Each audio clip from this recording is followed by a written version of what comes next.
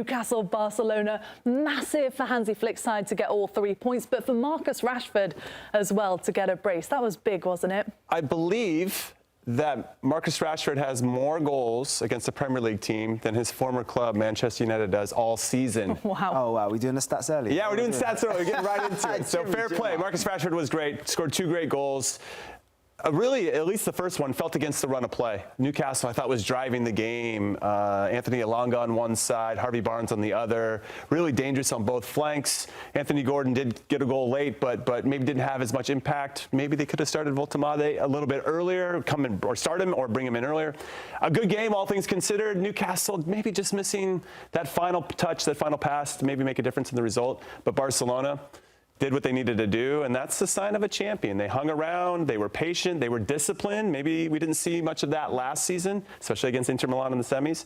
So a good performance for them. Disappointed if you're a Newcastle fan. Don't get Grella started on the discipline of Barcelona. Were you happy with what you saw today, though, Grella? Did they show more discipline under Hansi Flick? If there was a team that was built to hurt them, it was Newcastle, because they played with the 3 guys up top that had a lot of pace, right? And they had a game plan, and they tried to do it, and it was the ball that went wide and then the ball that goes behind the defense. They did it 3 or 4 times, and they came up short, probably a couple than they should have finished. They get one at the end of the game, right? But then it's Barcelona, and yeah, whatever they concede to you at the back, it's because they get it on the front and they're able to overload you on the other end and create all these chances.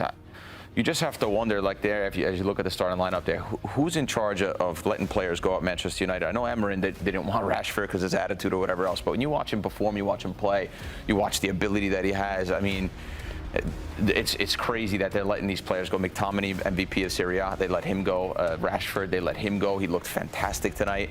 Now even Rasmus Højlund as well to Napoli looks happier, doesn't he? It's crazy. He scored in his first 10 minutes in his debut. I will say, though, there's a moment in the game, not only the goal that they concede, Barcelona concede, there's a moment in the game, you should go back and look at it. I forget exactly which minute it is. I should know. But the back line are trying to set an offside trap on the other side of the halfway line.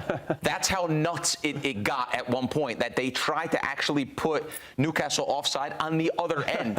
And as you know, the halfway line is the offside line. So I'm sure they'll look at that and say, well, okay, at some point you can't step ahead of the halfway line because the halfway line will represent the line. So that was a moment of madness. So I think if they don't tweak it, I know someone who's watching the game with us also said, Brees, our producer in the back, said they did tweak it a little bit today. But if they get that right, they have a chance to go deep in this tournament. If they don't, then it's just going to be the same thing like last year. JayDee in that moment actually was pretending that you were a defender. You were like ready to go. It's just a track race, isn't it? What can we say about this high line? We could have a conversation all season about this line, right? And probably will have a conversation all season. But I will talk about the positives, which was I did see an adaptation or a change in the game, which was that incident you're talking about was really early with Anthony Elanga, who made the deepest run, right? He made the deepest run from behind, and they were trying to set this high line. I don't even know how to describe it, trying to squeeze the play. But the better thing that I saw, especially within the second half and the latter part of the first half, was they adapted. I think they dropped about 5 yards deeper. They still tried to keep the squeeze that they do, which obviously is Hansi Flick football. They want to be on the front foot. They want to be pressing you. They want to be counter-pressing you as well. But at the same time, I think they recognise really early, if we play with this line too much, they're going to have someone that's going to time us in behind. And I think Hansi Flick probably told them, just drop maybe 5 or 6 yards deeper. And I think that's where you saw the control in terms of Barcelona start to assert themselves back onto the game. But I've run out superlatives looking at this team, because I think in the final third, they're so dominant. And I look at the players that came off of the bench and just adding more quality to this team, and especially in the midfield, the little balls around the corner from Pedri, and they're just absolutely sensational to watch overall. So I think the Barcelona will be happy in terms of, because that was a really difficult game on their fixture list, and they'll be happy in terms of their start to the season. I mean, talking of the depth on this team, Lamine Yamal, Rafinha, Robert Lewandowski, the fact that Marcus Rashford now is making his stamp on this team, Jimmy, must feel an extra bonus, because Hansi Flick actually said after the game, we see him do this all the time in training, but this is the first real time we're seeing that translate into a match. In some ways, being free of the pressure of Manchester United and whatever that weight is on the shoulders of those particular players or coaches, when they get out of that bubble, they seem to be thriving, big smiles, everybody's happy. It really is something to behold. But his movement and his style and player profile, I really think complements how Barcelona like to play and give them maybe a bit of a different dynamic. He puts himself in a good spot there to head one in. Good, he finds some space in the box. What I really liked was the second goal, just being, there's some high press. They win the ball off of Dan Burn, who gives up a bad turnover, and then he just has a go at it, but puts himself in a good spot to make plays. I think what he's going to enjoy about Barcelona in particular is how high up the field they are. When he's with Manchester United, he had to do a lot of thankless defending, and they're just going to have a lot of the ball. And if they can do that in the Champions League, he's going to put up some pretty big numbers. So I'm excited for Marcus Rashford. I'm excited for him to kind of shed some of the Manchester United drama in his life and start to look forward to Barcelona. That's a statement for Marcus Rashford. He knows Thomas Tuchel would have been in there and sort of examining his future and what he wants to do in terms of ambition playing for the World Cup next year, right? And you come back in terms of to England and you know the eyes are going to be on you, the question marks. We've already seen it on Good Morning Footy this morning. Question marks about whether or not he's able to handle the pressure, mentally adjust himself, and more importantly, concentrate for what's required in terms of on that pitch. And what I love about watching his game is he's grown in this short period of Barcelona. Like people were talking, is he mentally good enough to play with these types of players? And what you saw was the run for the first goal is a really well run in terms of an inside forward. That's what you do in terms of the pin your defender. And he's always been about 6 foot. So I'm always wondering why he doesn't score more headed goals. And that second goal, Marcus Rashford's been doing that since he was 19 and breaking through into the first team. That is really the pinnacle of his game. So I hope that builds confidence, his first goals for Barcelona, and I hope you really start to see the best version of him again. For Rashford, it's like, and for Man United, it's like when you're looking for your glasses and they're on your head the whole time. You look through the whole house for them, but they're on you. They were there the whole time. And so just craziness. Obviously, Man United's not in the Champions League, so they're not in Europe at all, so we're not talking about them today. But Rashford's got crazy quality, and you've got to find ways to make players like that tick. You've got to find ways to have players like that get more playing time because, like Hansi Flick said, oh, yeah, now it's starting to translate to the field. That's because the more minutes you get, the more comfortable you get around the teammates, the more opportunities you're going to get.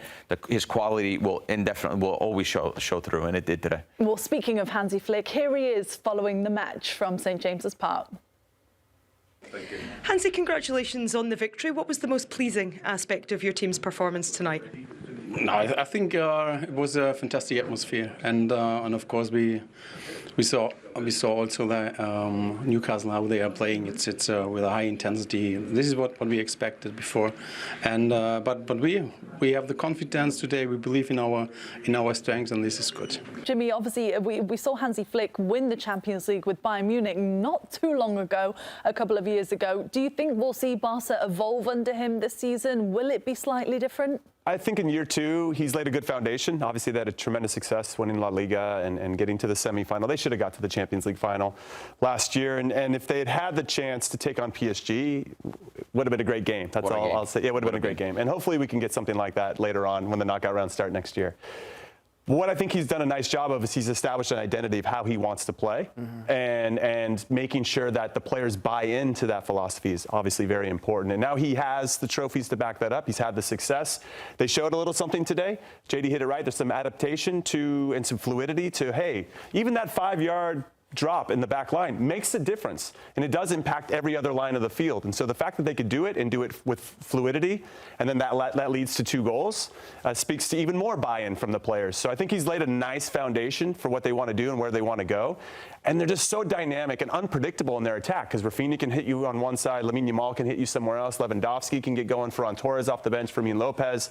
And then, by the way, we just got Marcus Rashford, who can score goals from outside the box. It's just a plethora of top players. And so I'm excited for them and where they can go. I think La Liga under Xabi Alonso, Real Madrid could be a challenge. I still think they're the favorites in that competition, but Champions League is where they have to have their eyes. Does he get enough credit, though, JayDee? Because it's all the time we're talking about Lamine Yamal, Rafinha, all of the great players that he's got on his team. Do we give him enough credit for how he's able to make all of them tick? If we haven't given him enough credit, we need to start giving him credit now. So Hansi Flick, you are arguably the best manager in the world right now, because I think when you accept the role as Barcelona manager, you know that you have to allow yourself and your style, as Jimmy just said, said to be implemented on this team immediately. You think about some of the greats that's been there, Luis Enrique, Pep Guardiola, even Xavi. You can immediately understand exactly who they are and what their style of football is. I think with Hansi Flick, we're really understanding what he wants from his team, both on the ball and off the ball. The communication seems really clear.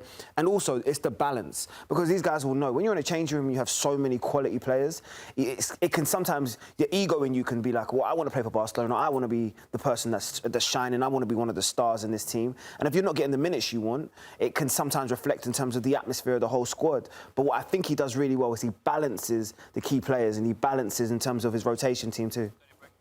For me, fantastic manager. Yes, I agree. One of the world's best managers, implements his identity on the team, no question about it. But to break it down to the most simple form, when they have the football and they're in the attack and they're squeezing you, they're one of the best teams in the world. If not the best team in the world, we would have saw fireworks in PSG Barcelona final last season.